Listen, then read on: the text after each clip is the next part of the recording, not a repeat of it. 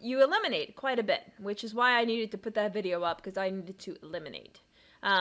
Actually, just pee, TMI, but not that you need to know.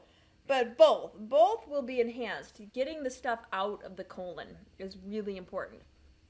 And, many natural healers go by the adage that disease begins in the colon. Our diet is critical to preventing many diseases in the body. And a lot of us are backed up. We're backed up, we're constipated, and then that constipates the rest of our body. Now, Dr. Morse also talks about the health of the kidneys being critically important. So, the colon, our intestinal tract, when we eliminate through defecation, we're eliminating unabsorbed foods, anything we're not taking into our interstitial spaces. The kidneys eliminate waste products that were in those interstitial spaces, that had accumulated there. So both organs are quite important for us to remove the wastes that, when they accumulate in our body, cause chronic dis-ease. That's what they do. So we're going to talk about one of those. So I put together a little presentation here, which we're going to look at right now. And maybe I'll just go ahead and keep myself in the... So juice feasting for gut healing. That's what my goal is. When I showed you a picture of my iris, I think it was last week, I had a lot of red and brown in my iris. My iris should be blue. And the brown is, that could be liver related. Usually the colors do signify kind of maybe at the core what the problem is. The red is sulfur because of all of the antibiotics I was on as a child. And I need to remove that. And my eyes are still that color. And, I think your irises can change color the more you eliminate. And that's what I want to see. Will my irises change color?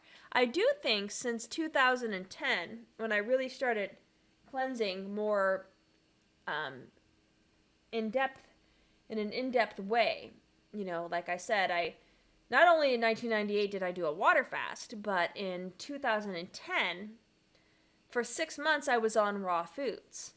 And for most of that time, I was on a lot of fruit. So I did a lot of cleansing then as well. And then since then, I've tried to maintain a healthy vegan diet. It's not always been the most healthy. I do a lot of junk food, vegan foods, or I have done a lot of, like the fake meat products. I would say no to that crap. That's all just junk. The fake meats, the fake eggs, the fake whatever. Stay away from it. So in my almost 50 years, I'm 49 right now, I have accumulated a lot of waste products, and I need to eliminate a lot of waste products to return my body to a state of health. So here is our digestive tract. And so, we take in food through ingestion in the mouth, and, then it passes down the pharynx into the esophagus, the stomach. Do a lot of protein digestion here. From the stomach, we pass into the small intestine. This is where we absorb nutrition. This is where nutrients are taken into our bodily fluids, either the blood or the lymph. And if it's not absorbed, it goes into the large intestine, which is kind of encircling around the small intestine. And then we eliminate it out of the body. So I'm showing you this picture. This is a picture I share with my students that I teach at the college I work at. In the intestinal tract, primarily in the small and large intestine, waste products accumulate. You have all have heard of Elvis when he passed away. They say that he had over 40 pounds of fecal waste in his intestinal tract. And when you juice cleanse, a lot of the, if you check your weight, a lot of your weight loss will be the release of this fecal material. But some of it has been there for a very, very long time. A very long time. So let's look at this intestinal tract a little bit more closely. So here's the intestinal tract. It has 4 layers. The innermost layer, which is going to be surrounding what's passing through, this is called the mucosa. It has an epithelial lining that, if you're absorbing something, the nutrients have to pass through that lining. And then there's the submucosa. There's a muscular layer, which has the peristaltic muscles helping to move things about. And then the outer layer below the diaphragm is the serosa. This you want to be clear, but oftentimes it's not. It's caked on. It has stuff blocking absorption. Many people are malabsorbed. They're not getting the nutrition they need. So juice cleansing, you might be hesitant, especially if you're underweight. You might think, well, I don't want to lose any more weight. I'm already too skinny.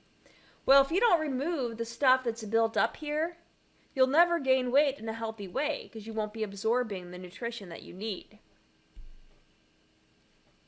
So these are just the 4 layers that line our digestive tract. And then peristalsis is simply, that muscular layer. There's 2 muscle layers there, the inner circular and the outer longitudinal, and they just kind of, in a sequence pattern, contract to move the food, which, when it's passing down the esophagus, they call it a bolus. It's moving it in a direction towards the anus. So the small intestine, let's look there. The stomach's been removed here. The small intestine divided into 3 regions, the duodenum, the jejunum, and the ileum. The duodenum receives secretions from the pancreas. Digestive enzymes from the pancreas come into the duodenum. And then bile from the liver and gallbladder.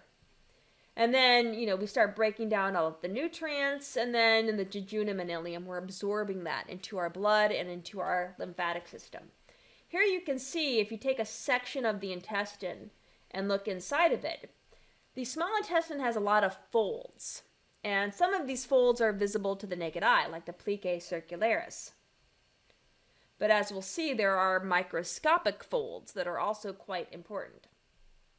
Again, here's another look at the digestive tract. There's the stomach, the duodenum, jejunum, ileum. The ileum is actually the longest segment. The duodenum is about 10 inches in length, the jejunum about 8 feet in length, and then the ileum is about 12 feet in length. And again, this is where everything is absorbed into our body. Anything not absorbed passes into the large intestine, which you can see. And it's called the large intestine not because it's longer, it's called the large intestine because it has a larger diameter. So again, you can see all of the folds. The visible folds I showed you in that previous picture, they called them, that picture, the plicae circularis. They also go by the name circular folds. And so those circular folds have on their surface smaller little finger-like projections called villi. And the villi are lined with epithelium. And notice inside of the villus, here's one villus, singular. Villi is plural. You have, in red and blue, the blood capillaries, which are our smallest blood vessels. And then in green, that is a lymphatic capillary, which in the digestive system they call a lacteal. The blood capillaries are absorbing hydrophilic nutrients, like your simple sugars, like glucose and fructose. Also, your amino acids are absorbed into the blood. And then, water-soluble vitamins and all of the minerals. So the water-soluble vitamins are vitamin the B family, vitamin C. The fat-soluble vitamins, as we'll see, they're going to be absorbed with other fats into the lymphatic system, which is shown here in green. So the lacteal is a lymphatic capillary, and it's absorbing hydrophobic nutrients. Again, the fats and the fat-soluble vitamins, like vitamins A, D, E, and K.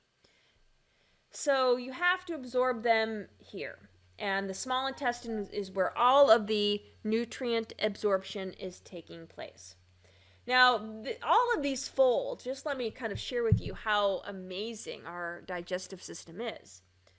If you take all of these folds and you completely flatten them out, because not only are there the visible folds, the circular folds, and then the smaller versions of those, on top of these circles you have the villi, But we also have what are called microvilli. Microvilli are on the epithelial lining itself. So let me show you this. Here's one villus again. You can see the blood capillaries and the lacteal, which is the lymph. And here we're actually taking a real villus and we are magnifying it 252 times.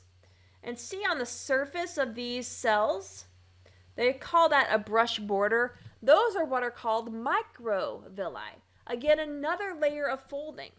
All of this folding is meant to enhance the surface area of the small intestine to maximize nutrient absorption. So our body is trying to give us the best opportunity to get as many of those nutrients into this region, where the blood capillaries and lacteals are found. Because if it's not absorbed, you're just going to get rid of it in the toilet or wherever you do your business, right? So, after we absorb nutrients, then we have the large intestine. Not as long, like I said, but it's got a larger diameter. It has a couple of different regions. Now, this is a pretty healthy looking large intestine, right? A lot of them don't look this healthy when you look at autopsies or real human bodies. You've got segments that are ballooned out, other segments that are constricted. A lot of this you can actually see if you study iridology. The iris is a beautiful representation. That circle right outside the pupil, the hole in the middle of your iris, represents your entire digestive tract. All right. Here is that same large intestine, and this is mucoid plaque. This is what juicing will help you eliminate. This is not just your good old feces. I'm in the stage of juicing right now, where I am eliminating. I haven't eaten for 4 days. Tomorrow will be day 5. And a lot of what I'm eliminating right now is still very liquidy. Not to get too gross. But I will say it kind of burns. And it's not burning because of the juices I'm drinking. Because, one day I just drank a bunch of watermelon juice. That doesn't burn going down. But what it caused me to do is to eliminate fluid that burned. That burning fluid are those acidic waste products that have accumulated in my intestinal lining. So I'm still in the liquid phase of elimination. But many of the people that I follow that are talking about juice cleansing, they talk about doing it long term, like, 90, 100, 120 days or even longer. And when you do these longer juice cleanses, that's when you're more likely to dislodge, to disadhere from the intestinal lining, this mucoid plaque. This stuff is real, all right? So let me show you this. Okay, so this is a document I found online. What I'll do is once I post this video, I probably can't have this on YouTube since I've trashed allopathic medicine during the first, hour of this live stream. But I'll put this PDF under my video in the description since I'm talking about it. It's a great read. They do have some gross pictures of the mucoid plaque. And there's another look at the mucoid plaque. So this stuff comes out of you. And it happens, different people that have, documented their experience. And I think last week I put maybe 5 or 6 video YouTube channels underneath that video because I was giving you people that have done great documentation of their experiences. John Rose, he just really gets into the why of juice cleansing. And it is, as he was mentioning in that video, it is part of the hero's journey.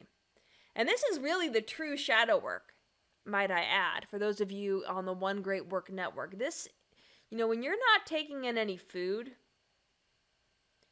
you're forced to look at things. And there were some people documenting their experiences, like getting to day 60, 70, 80.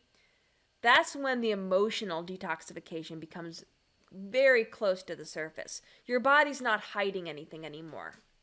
You're releasing the wastes that are covering up trauma. And you release that trauma. And everybody that I have investigated who has like a YouTube channel where they're going, week by week or day by day with their experience. And if they're doing it the long haul, not only are they documenting what they're releasing, what's coming out of them, but they also get into that emotional detoxification. And this is, again, the shadow work. And whether you're super skinny or overweight, juice cleansing is going to help you get to a healthy weight. You're probably going to lose a lot of weight, though. You're probably going to get pretty skinny initially, but you will get back to a healthy weight. So even if you get too skinny, you have to release it all. You have to get rid of the junk before you can build up the good stuff in its place. So, just some pictures of the mucoid plaque that I wanted to share with you. It's very rubbery. It's very thick. It's ropey. It's not like normal fecal material. I have 3 dogs, and I pick up a lot of poop in the backyard, right? So feces, it has a certain feel to it. Not that I'm out there picking up my own poop, but, I know dog poop, right? Unfortunately. It's part of, having dogs as children. But I've never released mucoid plaque. I haven't. The 26-day water fast, I was actually constipated during a lot of that. I have a very sick gut, which is another reason why I know I need to do something like this. And why is juice cleansing better than water cleansing for removing the mucoid plaque? Well, I think it's because the juices, you're going to be drinking a gallon or more of these juices every day to get your calories in, which is what allows you to continue working your 9-to-5 job or continue, being a parent and having the energy to help your kids out. So, my energy has been fine. I will say yesterday was pretty tough. Day 3, which is very common for many people. The first 2 days, you're usually just doing fine, drinking the juices, everything's great. Day 3, though, I kind of hit a wall, and this is when my body, I think, was shifting, getting used to the cleansing. And I decided yesterday, which was probably not so wise on my part, but I was doing a lot of physical labor in my garden yesterday, and it was really hot. And I was really dragging. I mean, it was just physically hard for me. I had to carry a lot of bags of soil from my car all the way to my backyard, and then I was trying to make a few more grow bags of soil to plant a few more fruits and vegetables, because food security these days quite important. But yesterday was tough. Today I'm feeling a lot better, and getting the juices in. But you have to get at least a gallon or more. If you're physically active, if you're jogging or exercising in any way, shape, or form, in any manner. I don't know what the hell I was trying to say there. If you're exercising, then you might need to go up to 2 gallons, right? You might need to get up to 2 gallons of juice in. And anyway, the juice will, because this crap is, segments of our bowels, which we cannot see because we don't have x-ray vision. But our bowels sometimes balloon out, and this stuff is like trapped in there. And the way to remove it, you have to dislodge it from that epithelial lining so that it will evacuate. Well, the way to dislodge it is to hydrate it, and the juices are kind of getting in there, and it's helping it to break free. And it's doing that right now, even on my day 4, to a minimal way, because I am releasing, keep in mind, my juices, when I make them, I am passing everything through a filter, a very fine mesh filter. So I'm only getting the liquid. All of the fiber is being held back. So what I'm passing is stuff that I'm slowly dislodging from my intestinal tract. And if you're not having bowel movements, you might have to, use some of the helpers. John Rose talks about this. Like, you can use herbs like Cascara sagrada. I have GI Renew from Dr. Morse, which I think is great. So I always recommend Dr. Morse's products. I don't know if you guys can see this. Hold on. This is it's kind of blurry. GI Renew, which has a bunch of herbs in it that help with, supporting the intestinal tract. The primary herb is Cascara sagrada, which Dr. Christopher, who